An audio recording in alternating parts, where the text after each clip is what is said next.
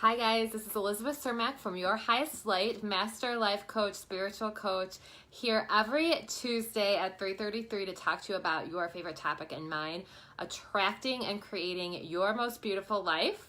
So I'm late today. I was late last Tuesday as well, but that's okay. Here we are again. And today I just wanted to come on quick and talk about something that is near and dear to my heart, which is our physical health, how inner peace combines with our physical health. So right now I'm doing a group called Fear to Love, right? And it's all about inner peace. It's about cultivating inner peace. And my whole belief behind starting this group is that I believe that when we are anxious, when we are living at the effect of life, when we are living in fear, we are unable to create the lives that we want. So when we're living in fear, we're living at the effect of everything, and we end up in jobs that we don't like, relationships that we're not happy in. We can't manifest, we can't create. And I did a video last weekend with Amy Westmoreland, who's a great manifesting coach. You can find her on Instagram and YouTube, Illuminating Joy. And we're talking about manifesting from a place of inner peace. We're always manifesting. But we want to make sure that we're manifesting from a place, we're manifesting all the time, whether we know it or not. Manifesting simply means we're creating our lives, right? So we can do that out of a place of fear, or we can do that out of a place of love. One of the things though that I haven't really talked about, and it's something that's occurred to me more recently, is that how inner peace is so connected with our physical health. So I just want to ask you a question. I just want you to start. Hi Gary, hi Jen.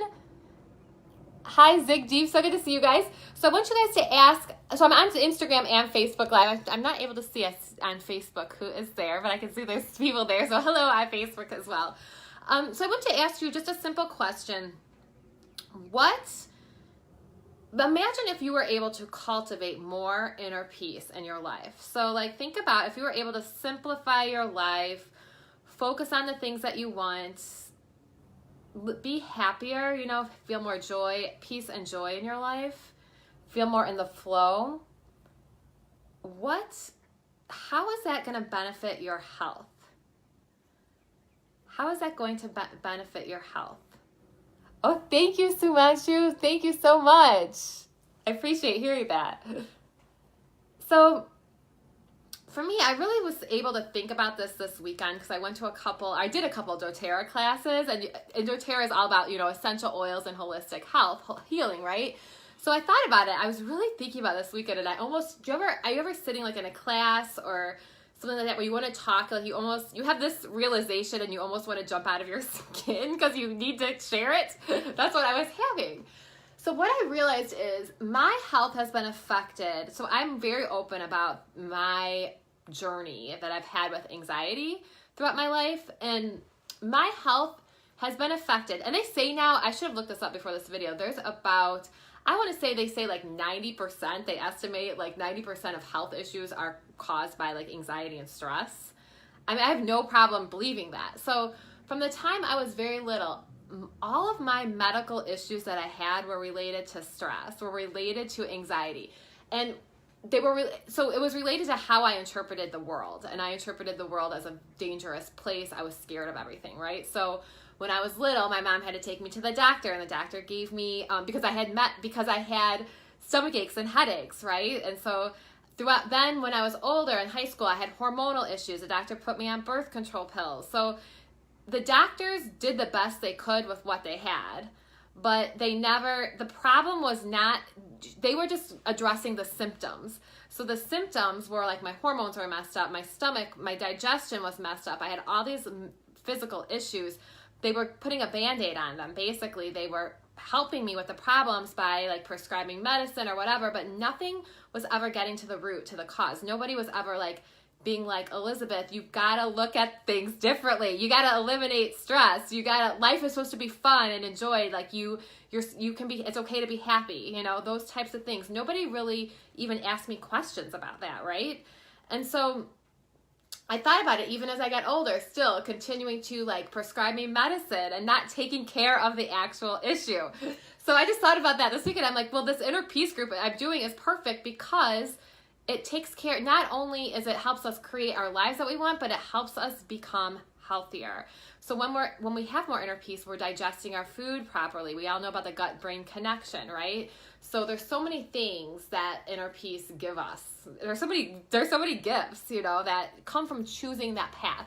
And really what I've had to learn is that it's a choice. That I can wake up in the morning and I can go down one road, which is the road of fear and being neurotic and questioning myself and comparing, or I can go down another road where I find the beauty in everything. Lately, you know, I'm getting older and I have no makeup on today for this video. This is like exposure therapy for me. But, you know, lately so I'll be 42 in April. And I have had to, I shouldn't say I had to, but I have reassessed, I've changed my view on beauty. So I used to have this like view on what I think a beautiful person looks like, or like what I think I should look like. And I've really had it, I shouldn't say I have to, I've chosen to change my view and to see beauty not as something that everybody else wants to be like, but see it as something more unique. So I just read something by Marianne Williamson. She said, once we start respecting age, then we will stop fearing it. So once we start respecting our elders, you know, once we start respecting it, we're going to stop fearing it. And I'm finding that in my life right now. I don't know if it's something about turning, you know, being in my 40s or whatever, but honestly, it's an amazing feeling and it's so freeing. So I kind of get off topic as I normally do, but that's okay. I mean, it really isn't off topic because it's all about developing this form of inner peace and looking at things in a more healthy way. Because what you can do with stress is you can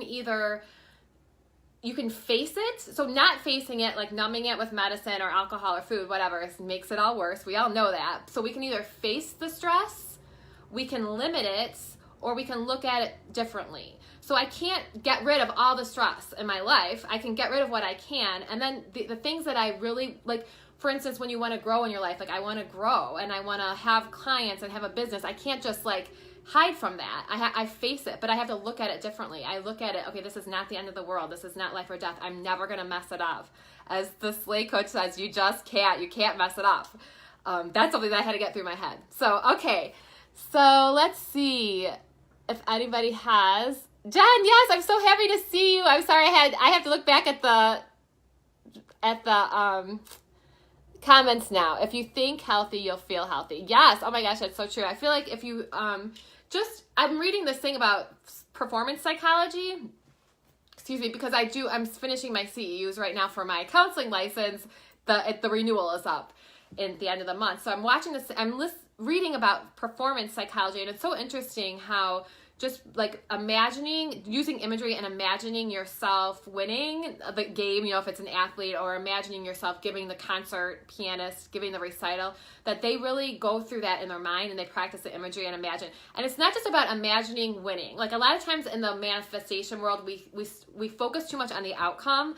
And what I have learned is that when you focus too much on the outcome, like if your final goal is to win a tennis match or is to make $10,000 or whatever it is, when you focus on that final goal, it creates anxiety. It creates tension. So you don't want to necessarily, it's okay. Like obviously you should have that final goal, but you should have, so that's called an outcome goal. You should also have a process goal. Like, so as you go through it, how do you want to feel? What do you want to be? What is your goal every minute of the day? Like, how do you want to be in this world, basically?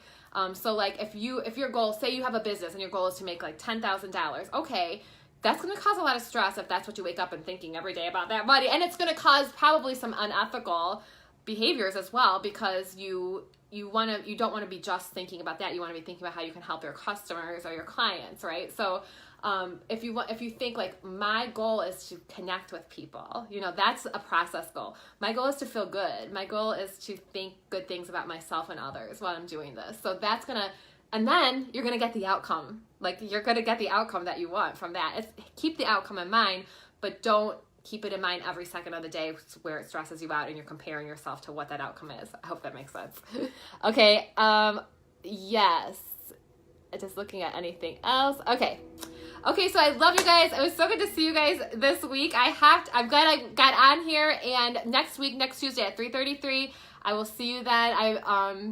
And if you have any questions, if you want to know anything, or if you want me to cover a topic, let me know, you guys. I would love to hear from you, okay? Elizabeth at Your Highest Light. You can always email me, elizabeth@yourhighestlight.com. You can check me out on my website as Your Highest Light as well, and Elizabeth_Your Highest Light on Instagram and on Facebook. And also on YouTube. So if you're watching this on YouTube, go ahead and like it and subscribe and click that little bell so you'll get a reminder if another video comes on, okay? Okay, you guys, peace and love. I will see you guys next week, next Tuesday at 3:33. Prudence is sleeping. I will talk to you guys then. Bye.